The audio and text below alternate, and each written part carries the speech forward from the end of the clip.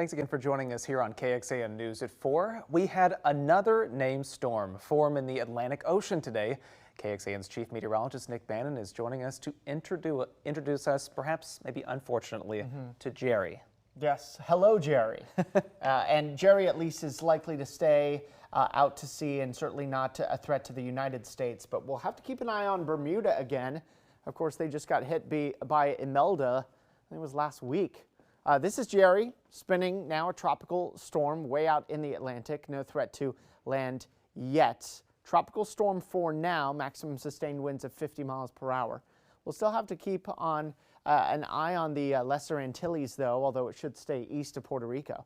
Expected to be a hurricane, though, by either Wednesday night or Thursday morning, and then strengthen to a Category 2 storm. The latest indications are moving it a little farther east of Bermuda.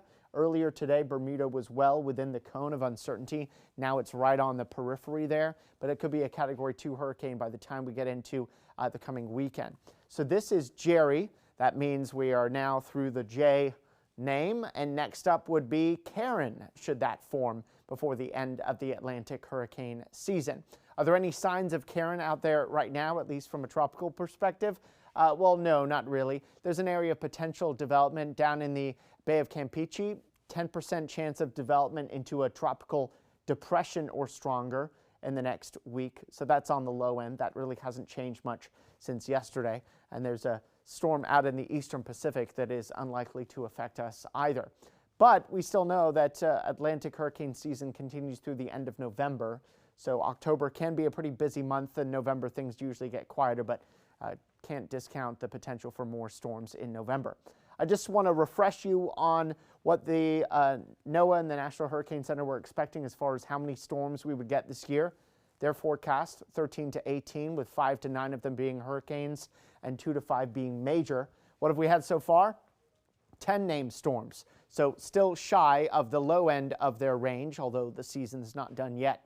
4 hurricanes, which is below their expectations of 5 to 9, but again, the season not done yet. Although of the 4 hurricanes, 3 have been major, Category 3 or stronger, so that is well within the range of 2 to 5 that they were expecting. So we haven't had many hurricanes, but most of them that have developed have been very strong ones, Category 3s or higher.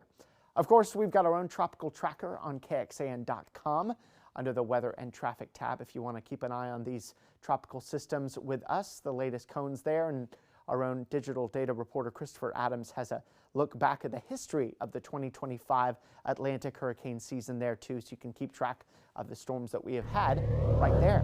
We've got a few showers of our own here today, which is a nice change of pace from what we've had lately. This is how it looks in Dripping Springs with a few distant showers south of this camera from our Ally Medical Emergency Room camera there, right along 290. Many of you not getting any rain, but some of you are. We got a little extra onshore sea breeze here today, helping to pump up the humidity and bring us a little bit more rain around than we've had lately. That's why we have more rain today than the last few days.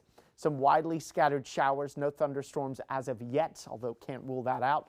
Most of the showers have been near Austin and south. So you can see a few of them there in Fayette County, northern Bastrop County.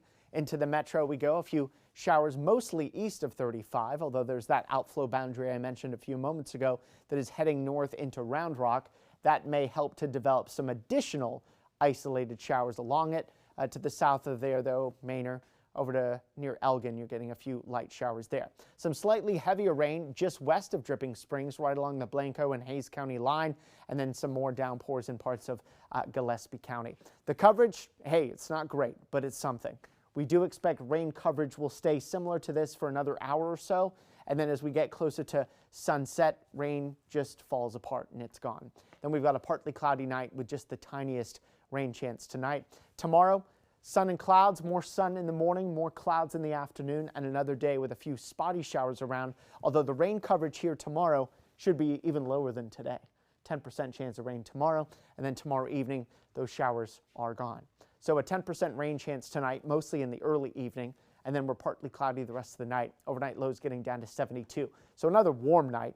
92 the high tomorrow, mix of sun and clouds, 10% rain chance focused on the afternoon. Does get a little breezy tomorrow afternoon as a weak cold front approaches. You're not going to notice the benefits of that front from the high temperatures that are almost unchanged here over the next few days. What you will notice is the benefits of that front in the humidity department.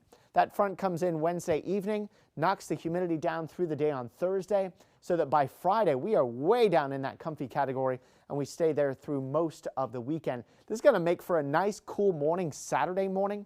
Low 60s in Austin, but just about every other neighborhood actually starts Saturday morning in the 50s. This would be, in many spots, our coolest morning of the season. Here's a look at our first warning weather 7-day forecast. So for ACL weekend 2, nothing but sunshine and low 90s. We get a few extra clouds Monday and Tuesday, still in the low 90s though, and no sign of rain after tomorrow.